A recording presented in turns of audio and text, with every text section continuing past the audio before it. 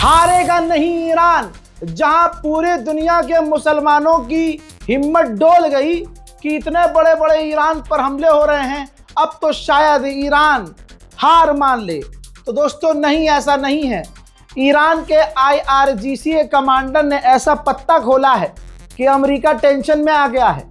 America और Israel, बल्कि Israel की मीडिया ने छापा है कि ईरान के IRGC के कमांडर ने कहा है कि हम इतने बेवकूफ़ नहीं हैं कि शुरुआत में ही हम अपने सारे हथियार खोल दें।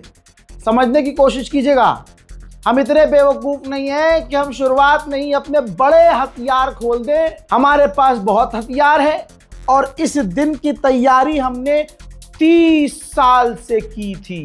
अल्लाह अकबर। तो भाई ये बड़े हिम्मत की बात है, हिम्मत दिलाने वाली बात है। मुझे उम्मीद है ये खबर सुनने के बाद उम्मत मुस्लिमा का जिगर और पक्का होगा, लेकिन ईरान को दुआओं में याद जरूर रखिएगा। मेरे दोस्तों, अमेरिका और इजराइल बुरी तरह से पीटे जा रहे हैं।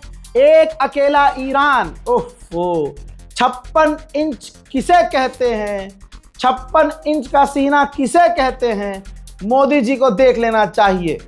ऑपरेशन सिंदूर 4 दिन में बंद हो गया था और कहते क्या है, अभी ऑपरेशन सिंदूर चालू है। कहाँ चालू है भाई? इसे कहते हैं ऑपरेशन घपाघप। जी हाँ, ऐसा घपाघप कर रहा है ईरान।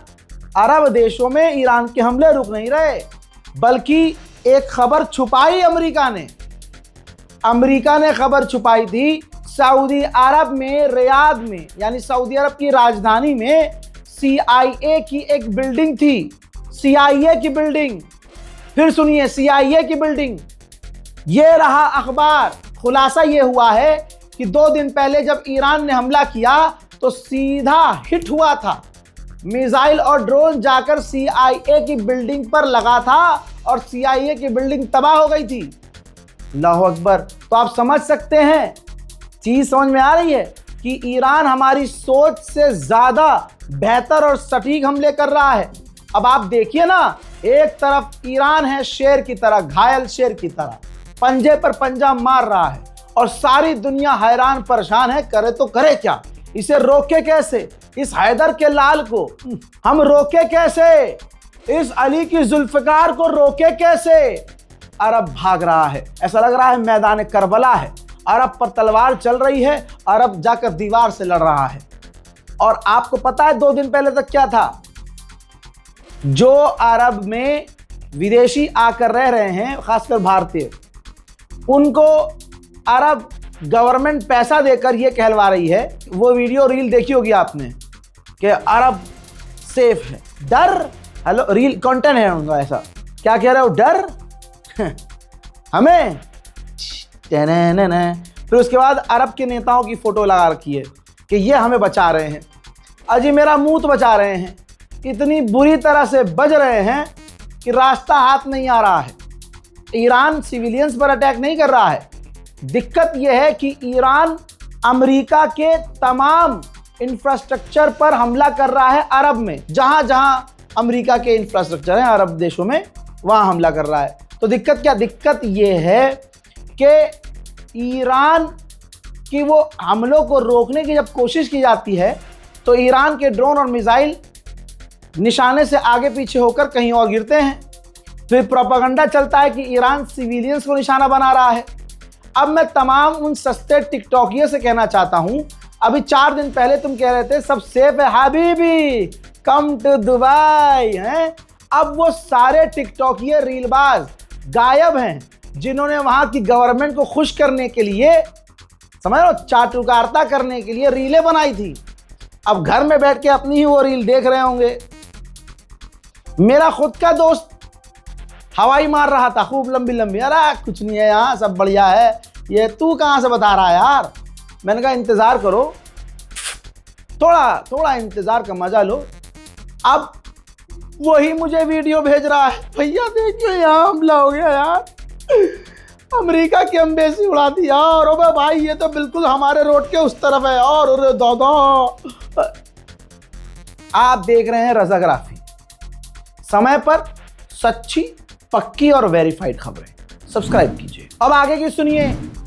अमेरिका और इजराइल एक्सपेक्ट नहीं किए थे, उनको उम्मीद नहीं थी कि ईरान इतनी तेजी से तुरंत रिटेलिएट करेगा। हम यहां खामनाई को मारेंगे और उधर ईरान दोनों हाथ में लठ लेकर बजाना शुरू कर देगा और 1-2 घंटे नहीं, 1-2 दिन नहीं, लगातार बजाएगा और ऊपर से स्ट्रेट ऑफ हॉर्मुज भी बंद कर देगा, पर्शियन गल्फ भी बंद कर देगा और पूरी ताकत से मैदान जंग में उतर आएगा। ये किसी ने नहीं सोचा था, अमेरिका खुद मान रहा है। उधर ईरान, आप सोचिए ना, ईरान अकेला और चारों तरफ हमला कर रहा है। इधर हो अरब हो, यूएई हो, बहरीन हो, कुवैत हो, हर जगह।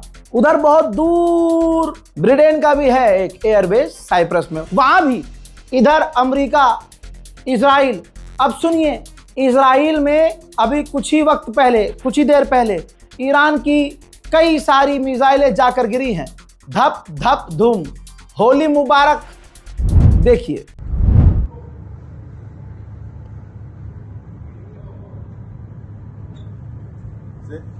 זה כיפות ברזל לעבר שברים.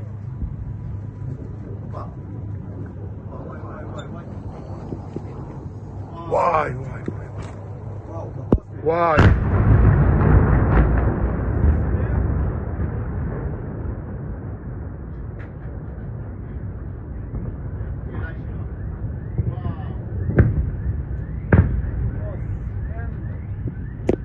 איזה תפיסה יש לי, חבל לך על הזמן. עשת את זה? בטח, מטורף. אני תפסתי.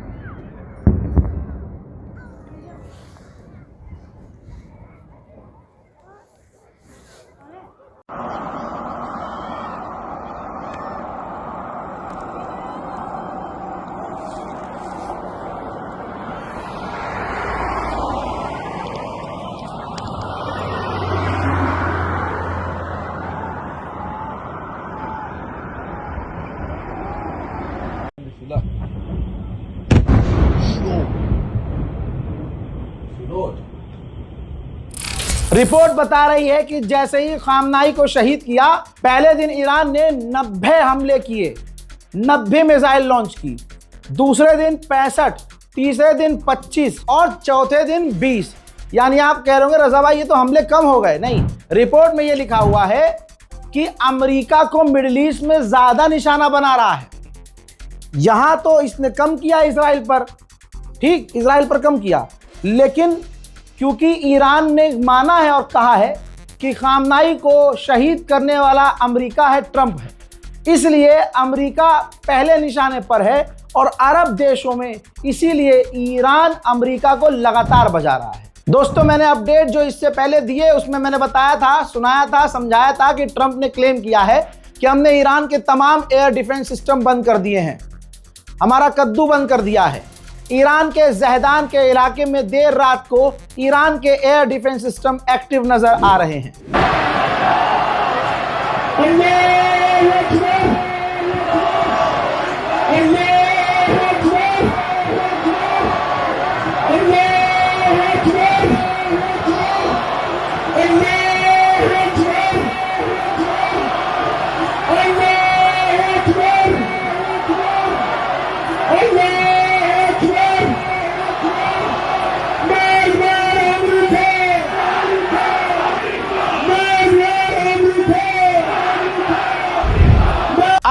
ईरान में भारतीय स्टूडेंट रहते हैं, उनके घर वालों की राहत भरी खबर। लीजिए मंजर दिखा रहा हूं। ईरान के अंदर खासकर तेहरान में जो भारतीय छात्र पढ़ते थे, भारतीय दूतावास की स्पेशल बस उनको अपनी गाड़ी में बिठाकर, एम्बेसी की गाड़ी में बिठाकर तेहरान से दूर ले गई है ताकि वो सेफ रहें। इस बात पर माननीय प्रधानमंत्री का शुक्रिया कि आपने ये काम कर दिखाया। और इतनी हिम्मत न ईरान में है, न इतनी हिम्मत इजराइल में है कि भारतीय दूतावास की गाड़ी पर हमला करे, क्योंकि अभी इजराइल को भारतीय अंधभक्तों की जरूरत है सोशल मीडिया पर सपोर्ट हासिल करने के लिए। इस लड़ाई में क्लियर है कि अरब को ईरान बुरी तरह से बजा रहा है, बाल पकड़ पकड़ के मार रहा है। भाई कुवैत ने पता है क्या कहा है? कुवैत का एक आर्मी जनरल पहले ही मारा गया है ईरान के हमलों में। अब कुवैत ने कहा है कि हमारे 2 और आर्मी जनरल मारे गए हैं ईरान के हमलों में। डोनाल्ड ट्रंप बुरी तरह से फंसता जा रहा है। जैसे जैसे इंशाल्लाह वक्त आगे बढ़ेगा, आप रजा गराफी की बात याद रखिएगा, अपने इस छोटे भाई की बात याद रखिएगा। ट्रंप जलील होगा और जलील होगा, खुद उसके देश में उस पर पत्थर पड़ेंगे, याद रखना। ये देखिए जो अमेरिकी डेटा है वो बता रहा है, अमेरिकी रिपोर्ट बता रही है कि जैसे ही ट्रंप ने ईरान पर हमला किया, अमेरिका के अंदर ही डोनाल्ड ट्रंप की रेटिंग, उनकी जो प्रशंसा है कम हो गई है, उनके सपोर्ट्स कम हो गए हैं। क्योंकि ट्रंप ने चुनाव से पहले कहा था कि जब मैं सरकार बनाऊंगा, राष्ट्रपति बनूंगा, तो दुनिया में मैं शांति लेके आऊंगा और जंग नहीं करूंगा। लेकिन राष्ट्रपति बनने के बाद डोनाल्ड ट्रंप बिल्कुल उल्टा कर रहा है, जिसकी वजह से अमेरिकियों में डोनाल्ड ट्रंप की इज्जत खत्म हो चुकी है। मेरे दोस्तों, अब सुकून से बैठिए, स्क्रीन पर ज्यादा ध्यान दीजिएगा, आंखें खोलकर। मैं दिखाने जा रहा हूं सबूत, कुछ ऐसी तस्वीर बिफोर आफ्टर की चाइनीज सैटेलाइट के जरिए, जिसमें पूरे मिडिल ईस्ट की तस्वीरें हमने इकट्ठा की हैं, जिसमें पूरे मिडिल ईस्ट में अमेरिका के जो बेस हैं हिट हुए हैं। देखिए आपकी स्क्रीन पर, अल्लाह अकबर। आपको ये जली जली राख बिफोर आफ्टर एक ही जगह की हमले से पहले और हमले के बाद की तस्वीरें हैं, जो पूरे मिडिल ईस्ट से हमने इकट्ठा की हैं। मिडिल ईस्ट में, अरब देशों में ईरान ने सटीक हमले किए हैं। अमेरिका और इजराइल के एयर डिफेंस सिस्टम फेल हुए हैं। पूरी दुनिया का भरोसा अब अमेरिका से उठ रहा है, जो सुपर पावर अपने आप को बनता था। ईरान ने इतना बजाया है कि आप सोच नहीं सकते। आप जरा सोचिए ना, पूरी दुनिया में है कोई शेर? 56 इंच वाला गधा छोड़ दीजिए, कोई असली शेर है ईरान के अलावा?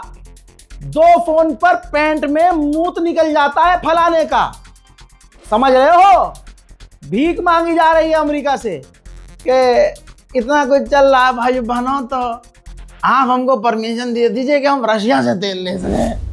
गोप गोप गोप। असलियत क्या है? असली शेर कौन है बताओ?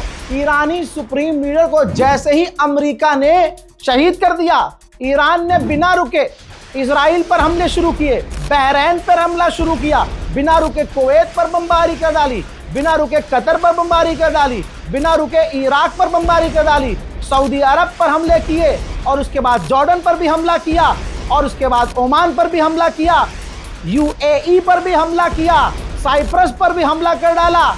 बताओ बताओ इतनी हिम्मत किसके पास है? ये देख रहे हो? कॉपी मत करना, कॉपीराइट है, बड़ी मेहनत से बनाया है ये। हाँ, कभी करवाऊं कॉपी, बस शेयर कर दीजिएगा दबा के। उधर मिडिल ईस्ट में ईरान ने दूसरा अमेरिका का 3rd एयर डिफेंस सिस्टम तबाह कर दिया है। 3rd एयर डिफेंस सिस्टम, जिस पर अकड़ता था अमेरिका, उसी को तबाह कर दिया है ईरान ने। अमेरिका की फौज का कलेजा हिल रहा है कि ये क्या हो रहा है भाई, इतनी बुरी तरह से हम कैसे पिट रहे हैं। तो इस जंग को धार्मिक जंग बनाने के लिए डोनाल्ड ट्रंप की सरकार ने फौजियों को संदेश भेजा है। मुझे खुद यकीन नहीं हो रहा था, 1 घंटे तक मैंने रिसर्च किया, पता चला कि यह खबर सच है। डोनाल्ड ट्रंप की सरकार ने अमेरिकी फौजियों से कहा है कि यह आखिरी जंग है। डोनाल्ड ट्रंप को ऊपर वाले ने भेजा है। ओए होए होए होए, डोनाल्ड ट्रंप को ऊपर वाले ने भेजा है। और इस जंग के बाद जीसस जमीन पर आएंगे और सबको इनाम मिलेगा, मोक्ष मिलेगा। आप समझ रहे हो? इस जंग को धार्मिक जंग, ओहो भूल गए सामने अली वाले हैं, भूल गए खैबर खैबर या सहयून, भूल गए। अरे ईरान बहुत मारेगा भाई, बहुत मारेगा मेरे दोस्तों, बहुत टेंशन मत लीजिए। ये नहीं कह रहा हूं कि ईरान का नुकसान नहीं हो रहा है, ईरान के लोग नहीं मर रहे हैं, ईरान हिल नहीं रहा है, ईरान में तबाही नहीं हो रही है, लेकिन करबला याद कर लेना। वो हमले याद हैं आपको? मसाइब में कभी आपने सुने होंगे ना, कभी बयान में सुना होगा ना कि इमाम हुसैन जब आखिर में चले हैं, जब उनके सब शहीद हो गए, तो मैदान में जब गए तो एक एक का नाम लेकर जुल्फ़िकार से फौज पर, लाखों की फौज पर हमला कर रहे थे कि ये हमला मेरे अब्बास के नाम का, ये हमला मेरे कासिम के नाम का, ये हमला मेरे अकबर के नाम का, ये हमला औनो मोहम्मद के नाम का। और जाकर अपने मौलाना से पूछ लेना, वो लाखों की फौज दीवारों से टकराने, मुंह के बल लोग गिर रहे थे कि अली के शेर को हुआ क्या है। वैसा ही है, ईरान घायल है, ईरान अपना खो चुका सब कुछ, ईरान को अब डर नहीं है और ईरान अब बदला ले रहा है। अब नहीं देख रहा कि सामने कौन है, मारो या मर जाओ वाली कंडीशन है। डोनाल्ड ट्रंप के चेहरे को आप देख लीजिएगा, कहीं भी डोनाल्ड ट्रंप की लाइव तस्वीर चल रही हो ना, चेहरा देख लेना, हवाइयां उड़ी हुई हैं, मुंह पर सूअर का गू लग रहा है कि सूअर के मुंह पर सूअर का गू चिपका हुआ है, ऐसे लग रहा है। अच्छा वो खुद बात वही है, अपना ही गोबर उसके मुंह पर चिपका हुआ है। दोस्तों, अमेरिका पूरी तरह से हाई अलर्ट पर आ गया है, उसको डर है कि ईरान साइबर अटैक कर सकता है।